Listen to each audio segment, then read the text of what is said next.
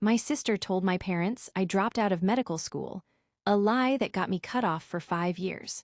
They didn't attend my residency graduation or my wedding. Last month, my sister was rushed to the ER.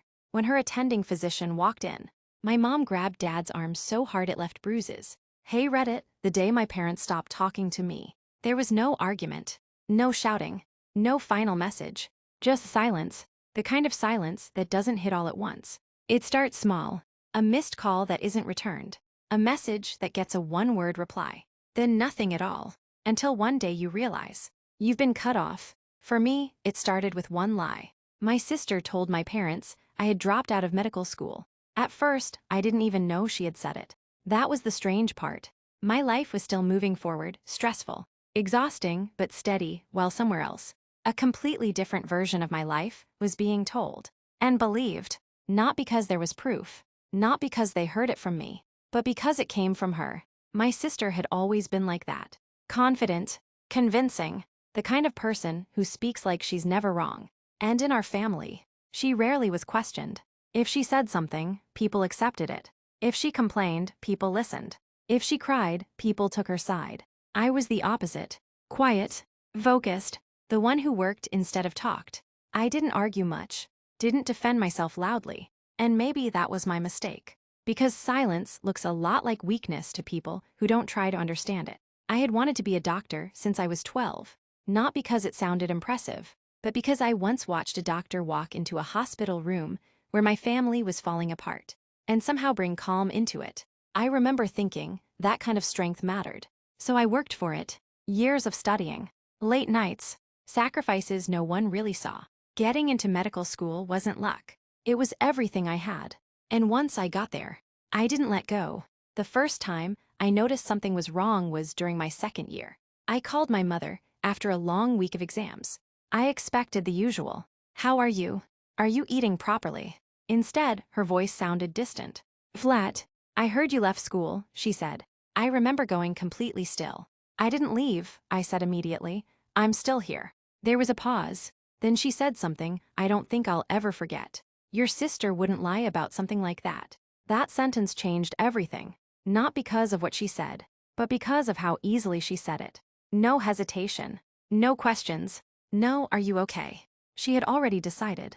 And the person she chose to believe wasn't me. I called my father after that. I thought maybe he'd be different. More practical. More willing to listen. But he sounded even colder. If you couldn't handle it, he said, you should have just told us. I didn't drop out. Then why would your sister say that? I didn't have an answer. And honestly, it didn't matter, because they had already made up their minds. After that, everything changed. Calls became shorter, then less frequent, then they stopped completely. Messages went unanswered. Birthdays passed, holidays passed, until one day I realized something quietly but clearly.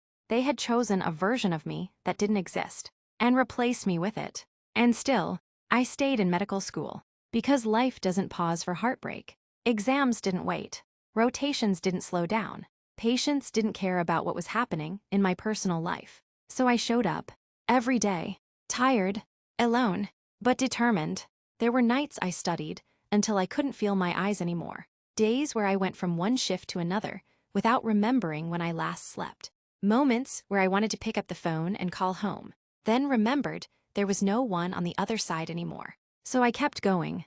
Years passed.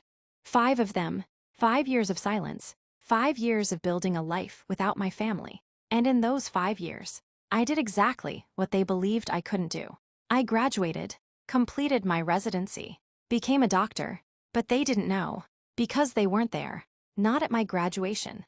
Not when my name was called. Not when everyone else had families cheering for them. They weren't there at my wedding either. It was small, simple.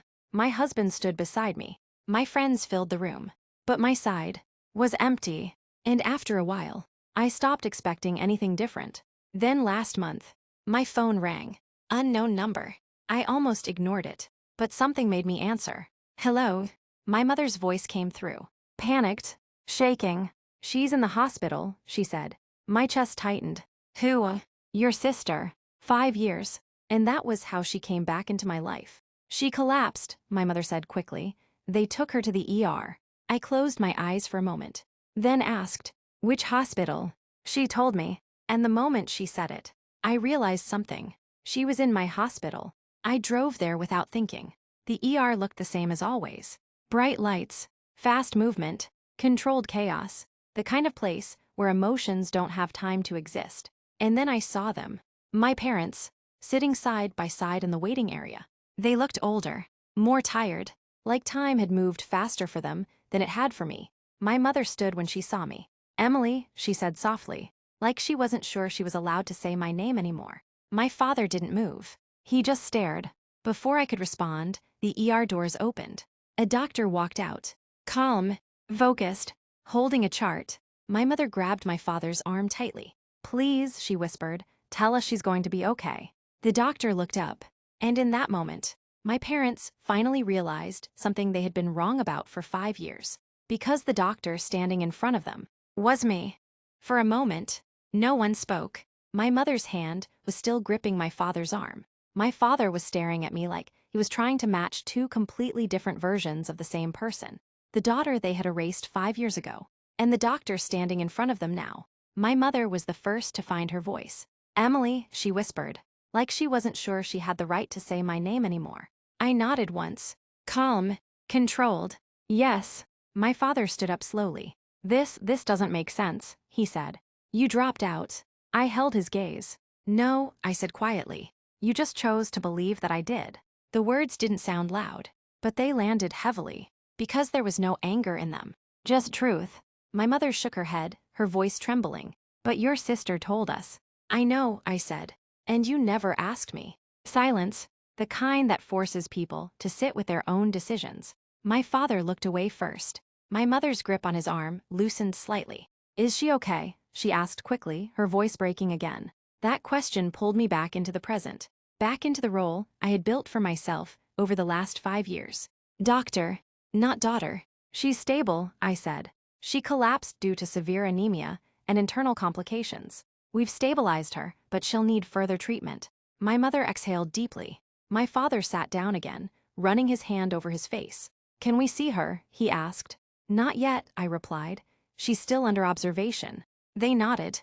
Quiet, careful, like every word suddenly mattered. For a few seconds, none of us spoke again. Then my father looked back at me. "You finished?" he asked. I almost smiled, not because it was funny, but because of how small that question felt after everything. "Yes," I said. "I finished." "When?" "A long time ago." He nodded slowly, like he was trying to catch up on years he had missed. My mother looked at me differently now. Not with doubt, not with disappointment, but with something heavier. Regret. "We thought," she started, but her voice faded. I didn't help her finish, because the truth didn't need to be explained. "You believed her," I said. Neither of them denied it. That was the most honest part. A nurse passed by quickly, breaking the moment for a second. Monitors beeped somewhere down the hallway. The hospital kept moving. But for us, everything had already happened. 5 years ago. "I tried," I said quietly. "I called you," I explained. "I told you I was still in school." My voice stayed steady. "You didn't listen." My mother's eyes filled with tears. "We didn't know." "You didn't want to know," I said gently. That was the difference. Not confusion. Not misunderstanding. Choice. Before either of them could respond, the ER doors opened again. A nurse stepped out. "She's awake," she said. My parents immediately stood. "Can we see her?" my mother asked. The nurse hesitated, then looked at me. I nodded. "It's okay." We walked together down the hallway. It felt strange, walking beside them after 5 years, like walking next to people I used to know. When we reached the room, my sister was lying in the hospital bed. Pale, weak, very different from the confident person I remembered. Her eyes moved slowly toward the door. Then she saw me. For a moment, she just stared, confused. Then her expression changed. "Jacques, you," she said softly. I stepped inside. "Yes." She looked at my coat, at the name badge, then back at my face. "You're a doctor." I didn't answer right away, because the answer was already in front of her. My mother stepped forward. "She's the one treating you," she said quietly. My sister's eyes widened slightly. "But I told them you." "I know what you told them," I said calmly. The room fell silent again. My sister looked away first. For the first time in her life, she didn't have anything to say. No joke, No confident explanation. Just silence. I don't know why you did it, I continued. And honestly, I don't need to anymore. She swallowed slowly. I didn't think it would go that far, she said quietly. But it did. And we all knew it. 5 years. Lost.